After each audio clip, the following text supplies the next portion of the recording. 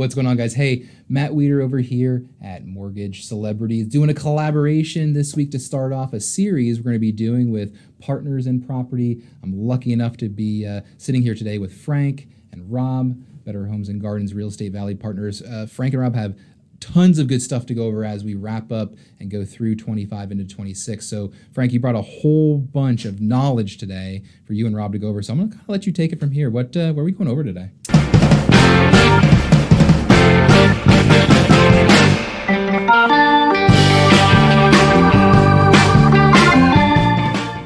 Thanks for having us first off, Matt. We're excited Absolutely. to be here. Just wanted to sort of do a rundown. It's been a crazy year. 2025 real estate market, Yes, especially in Lehigh Valley, has been a little bit wild. I thought it would be advantageous to do a little breakdown, do a recap of 2025, and then talk about what we think 2026 is going to bring. So Awesome. a lot of good info. First off, I know there's a lot of different information out there. I know a lot of people hear whispers of different things, and I think what people have to remember is how local in nature real estate is and the markets are. Yep. And I think we're in a really unique market in the Lehigh Valley. So I wanted to touch on that a little bit. Excellent. Excellent. Home sales are definitely down. We're not seeing as many transactions happen. Prices have continued to go up, so it is considered a seller's market still in the Lehigh Valley. But at the same time, I think there's opportunities for buyers. Absolutely. So I'd love to dive into that a little bit today as well. And then I want to hear from you. I want to hear from the lending and the mortgage side and say, what do you guys have in the works, what you think 26 is going to bring, and how you guys can, be a value add for us and for our clients. Excellent. A lot of good news, especially going into this end of this year and beginning next. So kind of getting through the clutter, and let's get really to the truth of the matter and get to it. Sure. Yeah. Awesome. And I'll be the numbers guy. That's right, I have Rob. a little cheat sheet over here, so when Frank says something, I'll be sure to have the numbers to back it up. Yes. That's right. My stats guy. There you go. It's always good to have, you got to have a stats guy. That's right. Yep.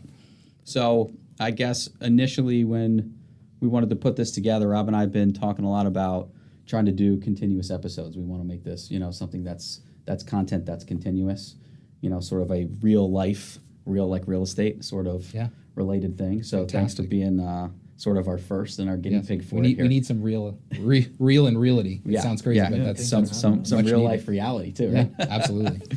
So on that front, I think it's really important going into 2026 to see what 2025 was, because it can be super competitive for buyers. But if you have a plan, if you're prepared, and you know exactly what you want, what you need out of the market, then there's opportunities there. So I think for buyers, what I always try to emphasize and what Rob and I always try to do is, it doesn't matter if you're just maybe thinking about it, or even if you just have questions or you're curious what's going on in the market, come in and sit down with us. Even with you, I like bringing you in for those consultations, because I think it gives them a realistic perspective. It almost gives them confidence too, to be like, okay, now I understand. I understand the process. I understand what to expect, the timeline that it might be. And then from there, we can build on that. We can get them pre-approved. We can look at the numbers, really analyze exactly what they're looking at. And what I see a lot right now too is a lot of my clients, they have a home to sell. Yes, so there's that complication of, I really want to make that move, but so we're able to analyze that piece of it too. I know you guys have that great program. I think it's the Home Light program, where we can see if they qualify to be able to buy without selling their home. Absolutely. So that's something that I don't think a lot of people realize is an option too. So I like going over things like that in that consultation. I mean, you can't just Google search this. This isn't a... Maybe. Yeah. You can chat GPT it. Yeah. You no. can These chat days GPT with it. technology. No. But I think they like the confidence of that person that's going to be the resource and their guide from your side of it too, and ours, saying, all right, here's the game plan, understanding what they want, understanding that we're in this together, that we're going to be there, to guide them and to make sure this is done the right way for them too. I can't say enough that what I see on the lending side with a lot of people coming in is, this is going to be, whether it's your first house, or especially if it's your first house, but if it's your fifth investment property or your second home, it's a big purchase, one of the biggest assets you're going to buy in your life. My job as the mortgage lender is to put you in a large amount of debt. I don't take that lightly. Sure. That's a very heavy responsibility. Absolutely. So, and that's why I pointed to earlier is Google search stuff. It as much as I love technology and it can help in so many ways, it could be such a detriment when you see the miscommunication, the misknowledge out there. about what really is going on. You hinted about earlier too, which I thought was good to kind of talk about, is the market and people coming in like, well, the market is folding or it's tanking or it's, and then being local with our market. I mean, can you guys touch on that a little? Because I get that all the time, and it's just I can't say it enough that it's not true for where we are. Yep, I have that conversation a lot, and we do that consistently because people assume a certain thing. They see something in the national news, or they're on Google or they're on social media. I mean, there's so much misinformation because there's so much information. It can be overwhelming too. Yes. And then they're trying to process it. Every individual is different how they do that. Yep. And if you break it down and you simplify it to what's happening, even more micro, to like, all right, what neighborhoods, what school districts, where do you want to be? Because it could be different on one side of the valley to here. Yeah. So that it's so important to understand that from the buyer standpoint, and then it kind of calms them down a little bit too. They're like, okay, we'll get a little more hyper focused on where you want to be. Let's analyze that market. I think the Lehigh Valley in general, I'm going a little bigger here, is really unique because of where we're located. We have a super strong local economy. Absolutely. The jobs continue to grow. Values of the homes continue to grow. So people are sitting on equity, even the ones that were terrified this year or last year that they thought they were overpaying for their home, right? And now all of a sudden I'm there a year later and they're like, oh, wow, I'm actually okay. Yeah. So I think it's important to emphasize that because that's not in every market. No. But it is here. No.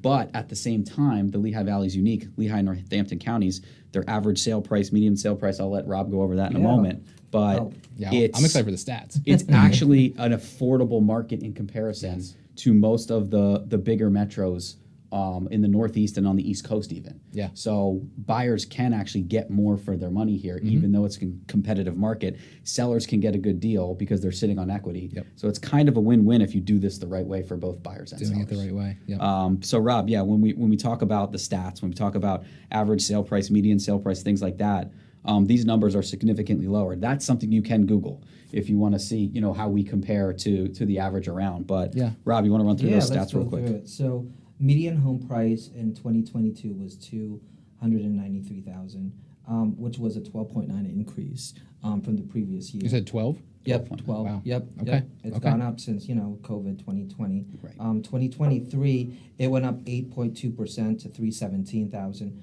Okay. And then at 2024, we're up 6.6%, which is now 337. Yeah. So for 2026, we still see an increase. I think we've looked at the trajectory of the Lehigh Valley, and we've only seen house prices increase. Yeah. Yeah. But what I actually like to see, and where those numbers, when I'm analyzing, it's important to me that you actually see the percent year over year has come down a little bit. A lot of people think a bubble's coming. It's too much increase in too quick a period of time. When you look at that, you're seeing it's balancing back out to healthy growth. Correct. Which we always expected it to do. We hoped it would do that because we don't want it to go the other way. We don't want it to be overinflated. And that shows healthy growth. That shows a healthy market. That's what we have in the Valley, and that's important to know. Yeah, those numbers, especially too, and you hinted at it, which I kind of made a mental note for our median sales price and where we're going right now. You said about 337. 337. So let's call it 340. Go to, and I know I'm just going to go to California. Go to somewhere in certain parts of the Northwest. $340,000 for your median home price or your home sales price. That is a bargain compared to what it is out here to get the type of home that you're going to get, to have the kind of economy that we have here. Stability wise, I've been lucky enough. I've done loans in 3 different states over 21 years, and I came back because the stability of this area, on top of being from here, it drew me more than anything. The market fluctuation and sways. That's the media. All the negative stuff. They're going to take, like they do, their bits and pieces to generally draw the most negative picture, and that's just not where we are. Especially as we're recapping 25 into 26, I'm extremely excited for next year. Yep. I definitely can't wait with the trends that we're seeing with everything. Yep, agreed. I think it's going to be a good year. I think there's opportunities out there.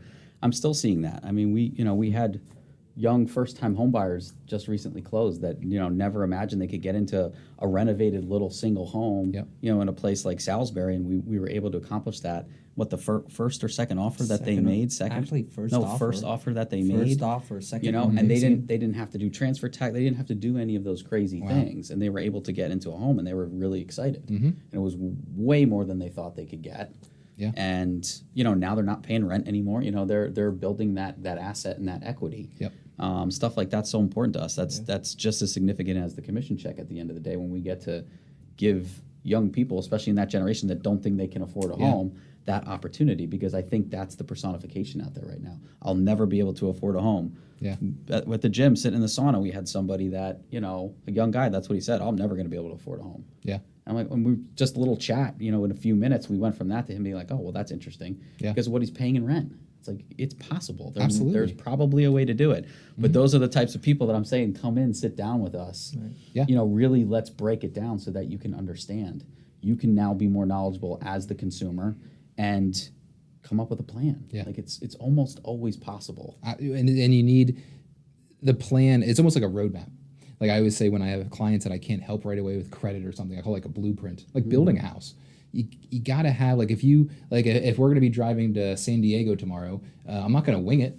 You know you're going to put that in your GPS or your MapQuest, and you're going to plan. It's going to tell you, make a left here, make a right here. You probably should stop for gas there. You have people helping you in this terms of your technology along the way to get to where you need to go. Well, you should do the same here. Yeah. And that's where so many people feel like the expense or how much it's going to cost, or it's going to cost you a lot more not. And that shows doing your homework, like those first-time home buyers.